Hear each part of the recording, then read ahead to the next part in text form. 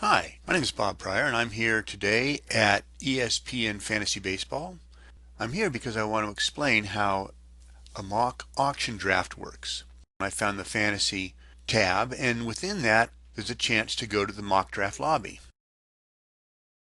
We're going to scroll down to see if we can join a mock draft auction in the very near future. It looks like this one right here will start in about 5 minutes. It's an auction and it's all MLB, so I'm going to click on this and I am going to click join this league, and looks like I am the number 6 team in this particular case, and shortly after I joined the other 4 slots got taken, and our draft will start in just a few seconds. It actually won't start immediately, but you'll see the transition from this page to the next, and you can see that our league is ready to draft, and I click here to launch the draft. We have this new window that actually lasts for about a minute, and here we are in the draft room. There's a few things I want to point out to you right away. First of all, notice that the draft begins in 2 minutes, and I'm hearing some tones in my headphones that you won't be able to hear, and occasionally I'll tell you what they are. I want to point out that there are 10 teams in this draft, and here we all are, and we each have our caps and $260. You can notice that mine, Team Pryor, is surrounded by a gold band, and that means that that's when I come up. This is not a snake draft, so each person one at a time will be selecting a player and nominating a player for us to bid on.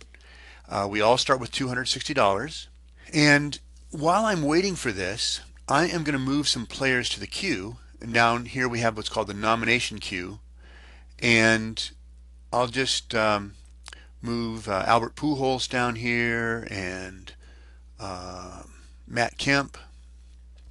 I'll grab Jose Bautista and Troy Tulowitzki. I'm just getting some players ready for me to draft. Not to draft, but to nominate when it's my turn.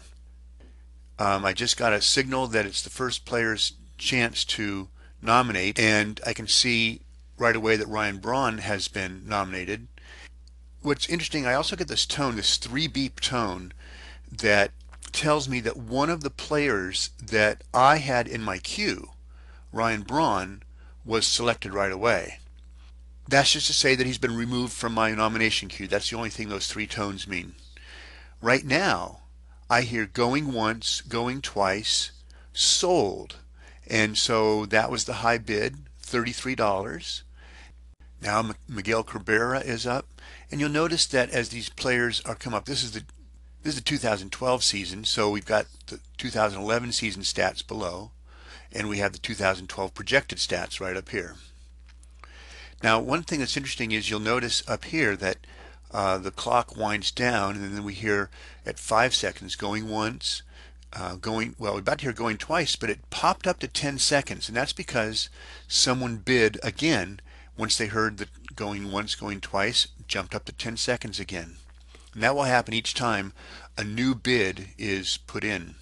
Okay, so someone got Miguel Cabrera for $34. Let's see who's nominated next. Joey Votto's been nominated.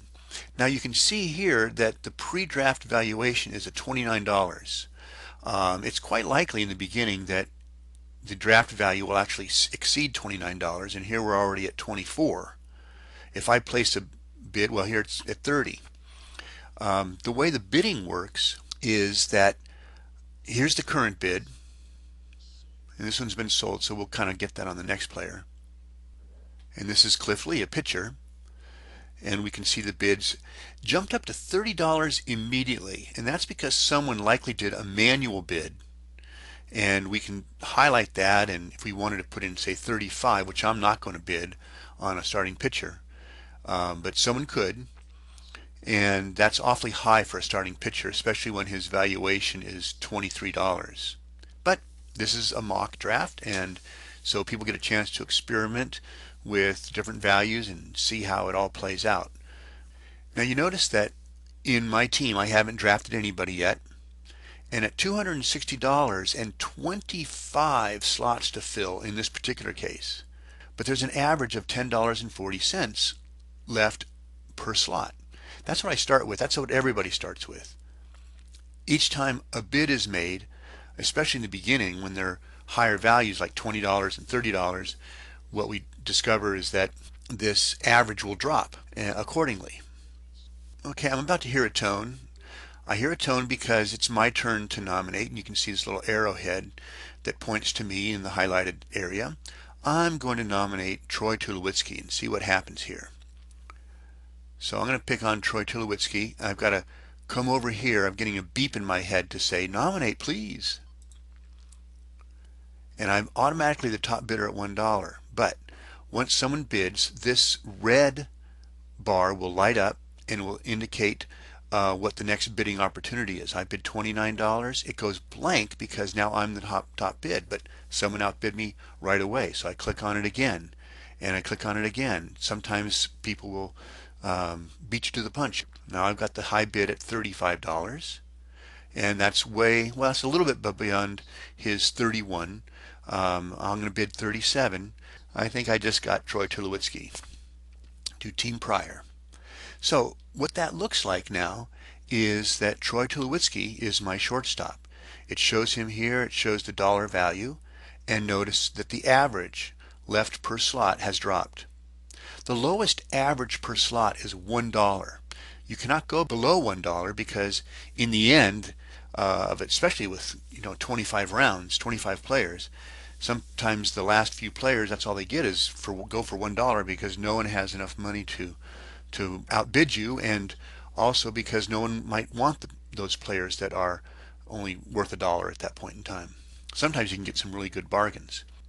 I want to show you what's happening up here. Okay, we've got this interesting green bar that comes across for the player who's bidding, and you can see it jumping from player to player as they bid with each other. Now, at this point in time, I might want to say, you know what, I'm going to pass on this player. And once you pass, you cannot get back into the bidding. So pass is kind of permanent for that particular player. Now Jose Bautista is up, and I want to bid on him. I can just click the red button and bid, and it'll just keep jumping up to the next available bid. It's always $1 more than the current bid. And when I have the high bid, it goes blank. I can't bid anything. I've already got Troy Tulowitzki, so my shortstop's taken care of. Now I'm going for Bautista, and I've got him for $36. Now notice, two high caliber players, but that means that my average is continuing to drop. So I've got to be careful about that, and what I should have done, and what I would do if this were a real draft, is set up a budget ahead of time so I can know how much I want to spend on players and how much I want to spend on pitchers, players meaning batters and pitchers. Now I just put in $32 bid on Robinson Cano. That probably wasn't a good idea. He's the first second baseman out there, sold. I'll bet I could have gotten a pretty good second baseman for less, as long as he's not the first one. Like right now, Ian Kinsler is up, and we'll see what he eventually goes for. Well, Ian Kinsler went for $28. Robinson Cano for $32. If I would have waited a little bit, I might have gotten him instead. Maybe saved a few dollars. It'll be my turn to select a player for nomination in just a little bit. I can come up here and I can decide that I want to look at first baseman. And maybe I want to nominate either Adrian Gonzalez. I'll put him in my queue. Prince Fielder, quite possibly. Eric Hosmer. So I'll put one of those, and I'll decide on, actually I grabbed Paul Konerko by mistake. That's okay. I can also nominate Eric Hosmer from here. I don't have to put them in my queue to nominate them. And again, I have the current high bid at $1, but we know that that's going to change. The other players see a red bar here. Here it is. So I can click here and bid up. His pre-draft valuation is $17, and already it's at 18. I'll go a little bit further, but I might have to stop after that. And if it goes beyond this, I'll click on pass, and someone else outbid me. So I'm going to pass on this. And again, I will not be able to get into the bidding with this player. We have Jacoby Ellsbury. If I want to say, well, you know what, I'm willing to pay 25 for him, and I click the yellow bid, now it went up to 25 immediately, but someone outbid me right away. And he's valued at $30. So I'll go ahead and click here.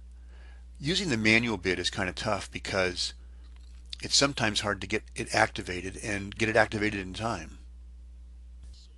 Now sometimes we might want to choose a player who is not highly priced. In this case, I'm curious about Daniel Murphy. So I'm going to type him in and I will do a search. And here's Daniel Murphy. I'm going to drag him down to my queue. Okay, I'm about to get my nomination up there, and I'm going to nominate Daniel Murphy, and it'll just be kind of interesting to see. He's only worth $1, so how high does he go? Okay, here we come. Daniel Murphy, and I'm the current bidder at $1, and it's possible that no one will outbid me. I might bid up to $5 for him. It's already at 2. I'll bid 3. I imagine a lot of people have decided to pass on Daniel Murphy, sometimes a reserve, filling in for injured players such as David Wright. Oh. Okay, one more time, that's all. And notice that as a utility man, he showed up at my second and shortstop position. He's also a third baseman, so he could have shown up here at the first and third base position. I want to show you, if I click or just hover over here, it indicates that I've got 5 of my 25 slots filled. I want to take a moment to show some of the other things that we can look at here. Here's a draft summary. We click on that, we see, we can scroll up to see the draft from the very beginning. Now the standings, this is kind of interesting. This is just an indication of, based on the players that you have so far in a roto league, how would you fare against the other teams? It looks like I might be the 4th, whoops, I just dropped to the 5th best team. I want to just quickly point out that we're on pick number 39 now, and it's been about 30 minutes that we've been doing the draft. So you can see that it's a little bit less than a minute per player, about 50 seconds per player or so, and it just does take time. This is about a 3-hour process, maybe with this many, maybe 3.5 hours. So there's a lot more time involved than a snake draft where you just select your player and be done with it. Now for me, I've gotten some players. I see that I have $5.63 left per slot. Obviously I need to pick up some pitchers, a lot of other players I've got to get positions in for. I'm down to $107, so I have not necessarily budgeted wisely. So it's a good idea to do a budget and do your best to stick to it. Every time you go beyond the budget, you're going to have to reduce somewhere else, of course. But knowing what your budget is going to be very helpful. I will point out also that when you decide that you've had enough of the mock draft, that you can go on auto bid. You can click here on auto bid, and then if you decide you want to come back in, you can disable auto bid, and it just takes you right back to where you were. But if you're going to leave, you definitely want to put it on auto bid, and that does a couple things. One, it will automatically nominate a player for you, so you don't have to nominate one to be bid on. And 2, it'll actually do some bidding for players that you need. Like I need a catcher, so if a catcher comes up, it will kind of, based on that valuation, it'll bid for me. Of course, understanding and keeping within my dollar limit that I have already. Okay, well, I hope this has been helpful to you.